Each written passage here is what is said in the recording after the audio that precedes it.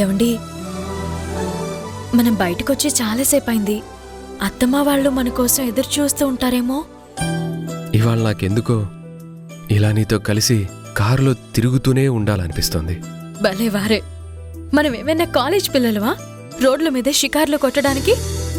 పోనీ కాసేపు అలాగే అనుకుందాం. నేనేమో నీ బాయ్ ఫ్రెండ్ని, నువ్వేమో నా గర్ల్ ఫ్రెండ్వి.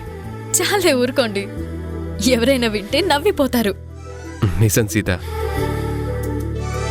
ఈ మధ్య నేను ఆఫీస్ పనుల్లో బిజీగా ఉండి నీతో టైం స్పెండ్ చేయడమే కుదరటం లేదు. అందుకే నీ ముచ్చట్లేవి నేను తీర్చలేకపోతున్నాను. అదే నాకు చాలా బాధగా ఉంది.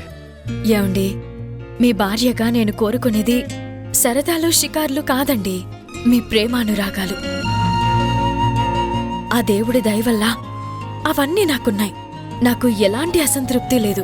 చాలా సంతోషంగా ఉన్నాను.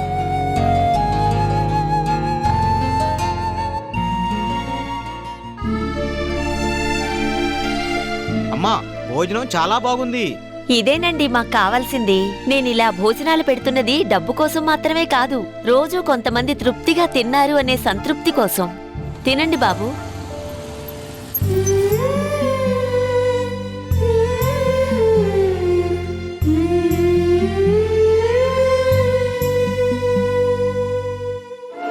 ఏం బాబు, ఈరోజు ఆలస్యమైందే? మా షెడ్ దగ్గర ఇవాళ చాలా పనుందవ్వా. అవునా? ప్లేట్ ఇవ్వు బాబు. పెట్టవా.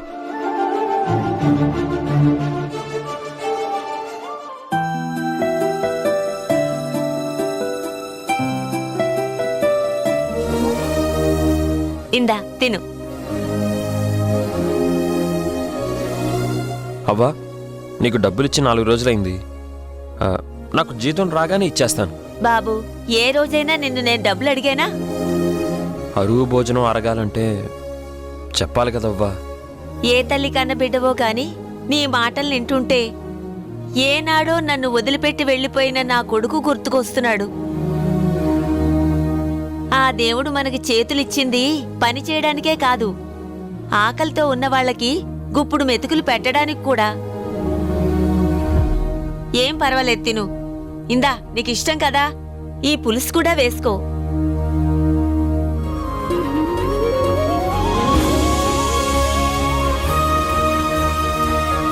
ఏమండి, మన ఆదిత్య అండి.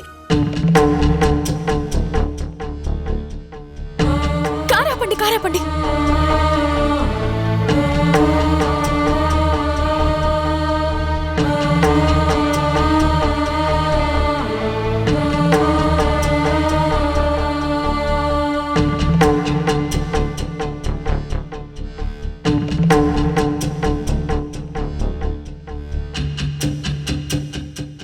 ఆదిత్య,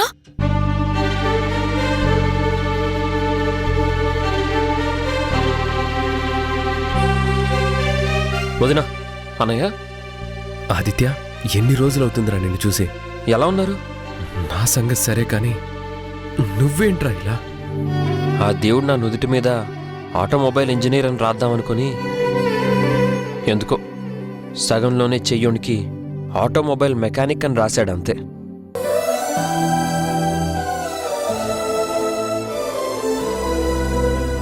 ఆదిత్య, నిన్నెలా చూడాల్సి వస్తుందని నేనెప్పుడూ అనుకోలేదు. ఎలా? ఈ మరకలాంటిన బట్టలతోనా? టీవీలో మరక మంచిదే అని చెప్తారు కదా వదినా. రే తమ్ముడు, ఇలాంటి స్థితిలో కూడా అలా ఎలా నవ్వగలుగుతున్నావురా? ఆ శశిరేఖమ్మగారి పుణ్యమే ఇదంతా. ఏడుపు రాకుండా ఉండాలంటే నవ్వుతూనే బతక తప్పదు కదన్నయ్య. ఒక్క నిమిషం.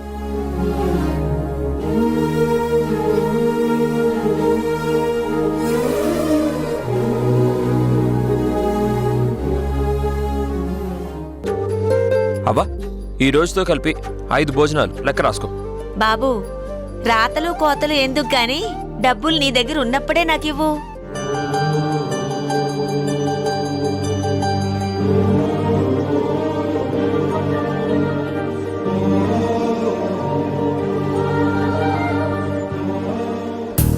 ఇప్పుడు చెప్పండి, ఆ తండ్రి కూతుళ్ళు మళ్ళీ ఎలాంటి సరికొత్త ప్లాన్లు వేస్తున్నారో ఏమన్నా తెలిసిందా? శశి మీద నీకింకా కోపం పోలేదు కదా ఆదిత్య? ఈ జన్మకి పోదు కూడా వదినా. ప్లీజ్ ఆదిత్య, అలా అనొద్దు. శశిని నువ్వు అపార్థం చేసుకున్నా.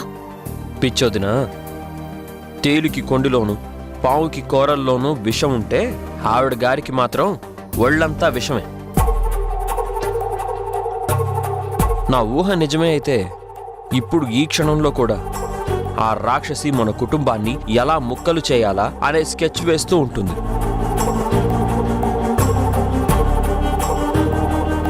అనయ్య, నువ్వు జాగ్రత్త, మా వదిన జాగ్రత్త, మన అయోధ్య నిలయం మొత్తం జాగ్రత్త. నాకు టైం అవుతుందన్నయ్య, వెళ్తాను. బాయ్. అరే అరే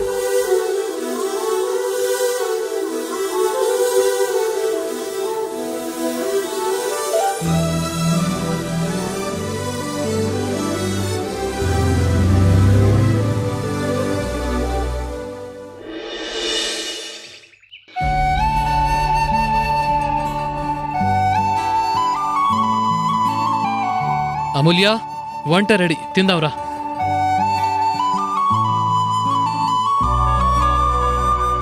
ఇదిగో పప్పు, కూర, చట్నీ, సాంబార్. అన్ని టేస్ట్ చూసి ఎలా ఉన్నాయో చెప్పు.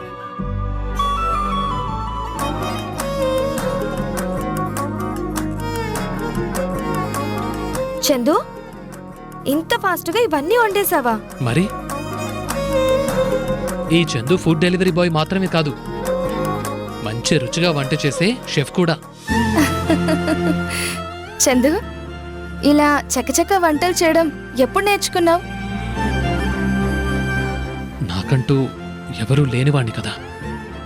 చిన్నప్పటి నుంచి అవసరం నాకు అన్నీ నేర్పించింది. ఒక్కో రోజు పప్పులో ఉప్పు ఎక్కువయ్యేది, మరొక రోజు కూరలో కారం కన్నీళ్లు తెప్పించేది. పడుతూ లేస్తుంటే నడకొచ్చినట్టు, ఆకలితో కుస్తీ పట్టలేక ఏదో ఇలా చేయి కాల్చుకోవటం అలవాటైపోయింది. ప్లీజ్ ఇక చెప్పొద్దు, నేను భరించలేను. చందు, ఇన్నాళ్ళు వేరు, ఇక ముందు వేరు. నీకు నేనున్నాను. అమూల్య, ఆ మాటని నా మీద జాలితో అంటున్నావు కదా? ఉహుం. నా మనస్ఫూర్తిగా చెప్తున్నాను.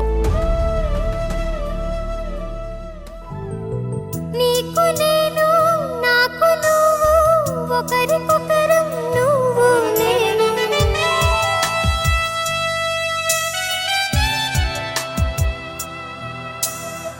లోకమంతా ఏకమైన వేరు కాము నువ్వు నేను. ఆలయాన దైవం సాక్షిగా. నా ఫేవరెట్ కవి గారు, ఐ లవ్ యూ. అంటే నాలోని కవిని ప్రేమిస్తున్నావు గాని నన్ను కాదన్నమాట.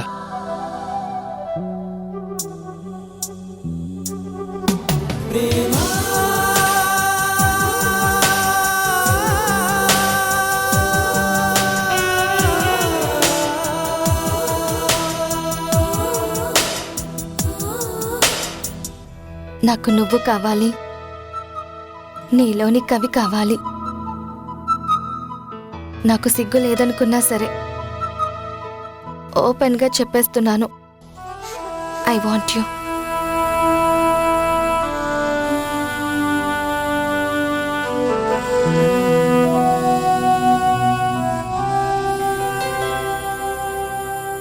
అమూల్య,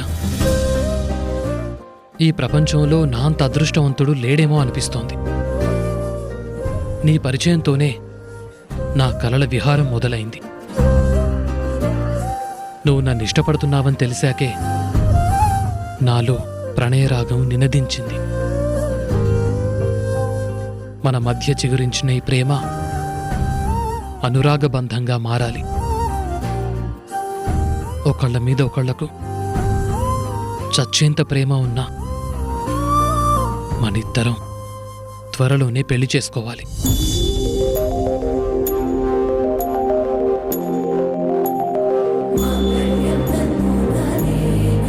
ఏమంటావు? మ్మ్.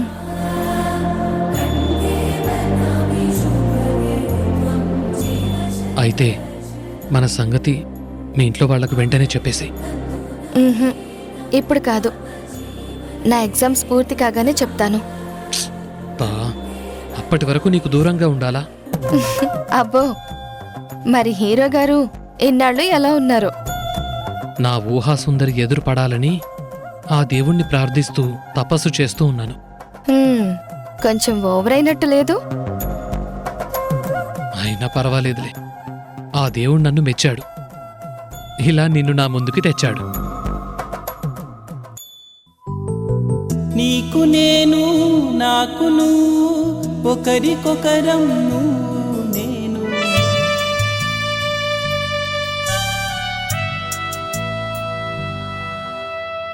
చరిత్రలోన నిలిచిపోయే ప్రేమికులమే నువ్వు నేను.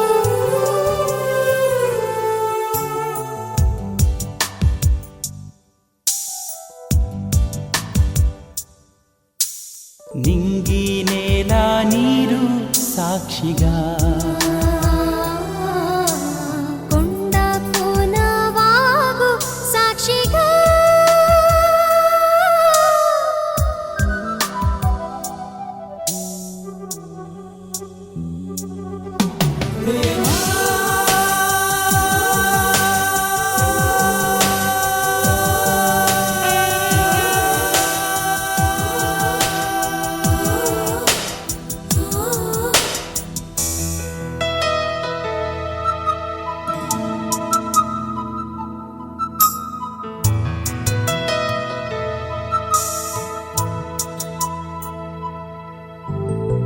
నీకు నేను నాకు నువ్వు ఒకరికొకరం నువ్వు నేను.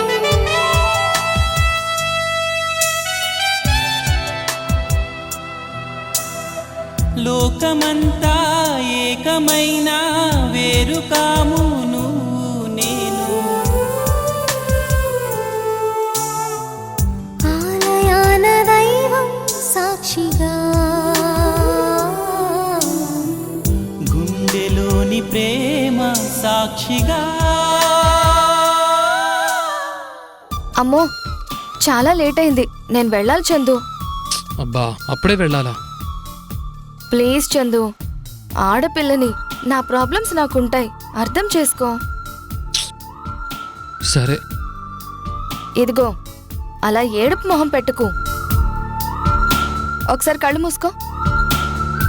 ఏ? మూసుకో.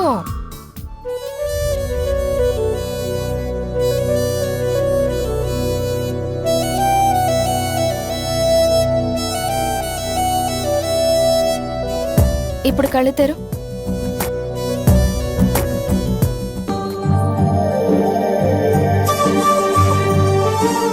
ఇందాక సగం చాక్లెట్ జాగ్రత్త, నెక్స్ట్ టైం కలిసినప్పుడు తప్పకుండా ఇవ్వాలి మరి.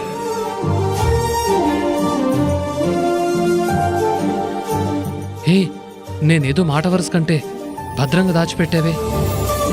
చందు, నీకు సంబంధించింది ఏదైనా సరే అది నాకు చాలా ముఖ్యమైంది.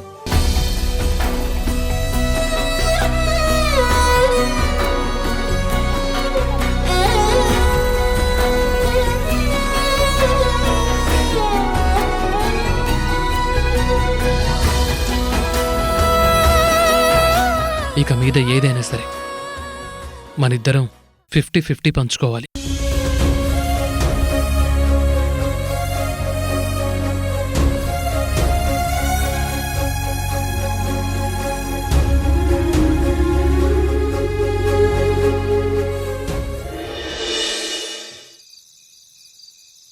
డాడ్, ఇప్పటిదాకా నేను అనుకున్నది అనుకున్నట్టుగా జరుగుతుంది.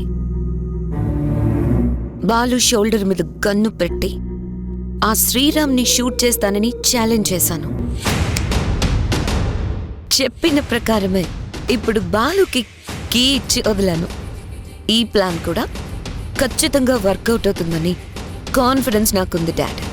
బేబీ, నువ్వు ఏమనుకున్నా ఖచ్చితంగా సాధిస్తావనే నమ్మకం నాకుంది. కానీ ఒక్క మాట, ఆ ఆదిత్యగాన్ని మాత్రం మీ ఇంటి చుట్టుపక్కల కూడా రాకుండా కేర్ఫుల్గా చూసుకో. అప్పుడే ఆ ఇంట్లో నీ మాటకి తిరుగుండదు. You will be the queen. Yes dad, I'll be the queen. పడగొట్టడం, విడగొట్టడం, తరిమేయడం అంటే ఆ సబ్జెక్ట్లో నేను PhD చేశాను.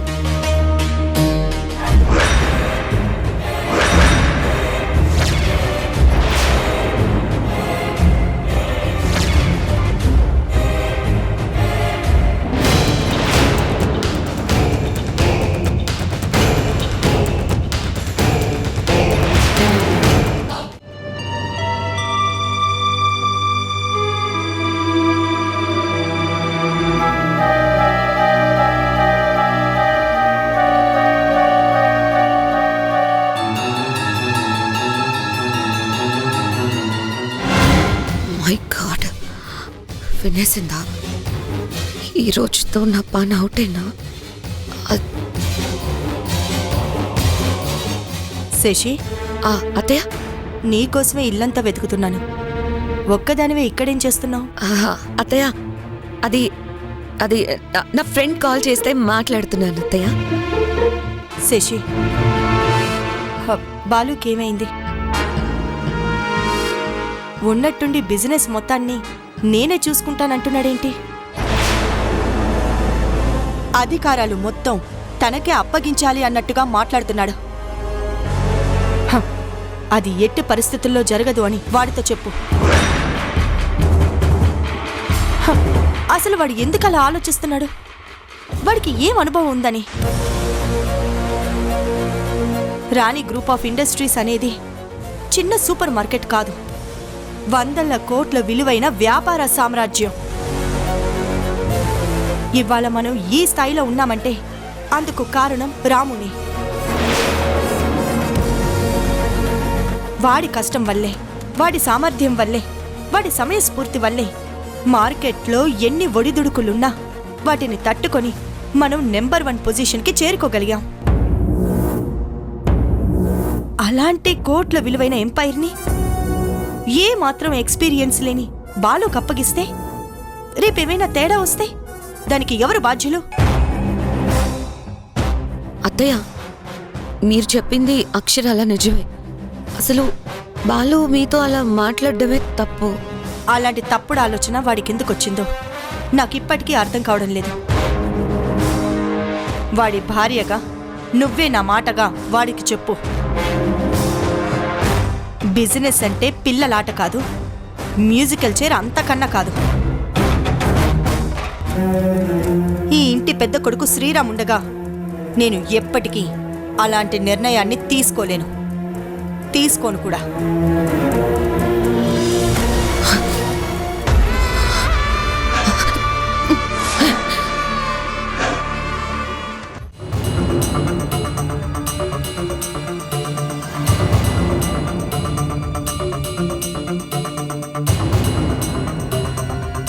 శశి, ప్లీజ్, నేను చెప్పేది కొంచెం విను.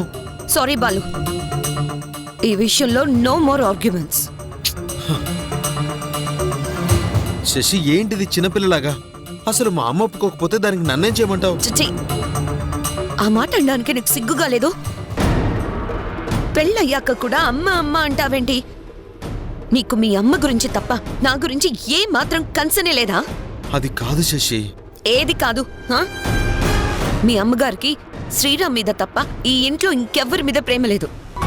నా పెద్ద కొడుకు అంటూ ఎప్పుడు చూసినా బావగారిని సపోర్ట్ చేస్తూ ఉంటుంది.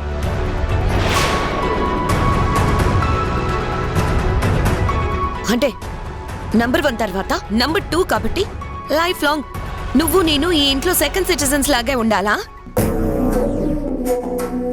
మనకంటూ ఎలాంటి రైట్స్ లేవా? వద్దా? చెప్పు. కావాలి శశి, నువ్వు చెప్పినట్టు చేయాలని నాకు కూడా ఉంది. కానీ అన్ని విషయాల్లో అన్నయ్య నాకంటే ఎఫిషియెంట్ అని అమ్మ నమ్ముతోంది. అయ్యో! ఏం మగాడివి నువ్వు? అరే, నీ మీద నీకు కాన్ఫిడెన్స్ లేకపోతే ఎలా? అన్నిటికీ నువ్వు గంగిరెద్దలాగా తలూపుతూ ఉంటే నిన్ను కట్టుకున్నందుకు నేను కూడా ఇంట్లో బానిసలాగా బ్రతకాలా? No way. అలా బ్రతకడం నా వల్ల కానే కాదు. ఇదిగో బాలు, నువ్వు ఏం చేస్తావో, మీ అన్నయ్యని ఎలా ఒప్పిస్తావో నాకు తెలీదు. నేను చెప్పింది మాత్రం జరిగి తీరాల్సిందే. That's all.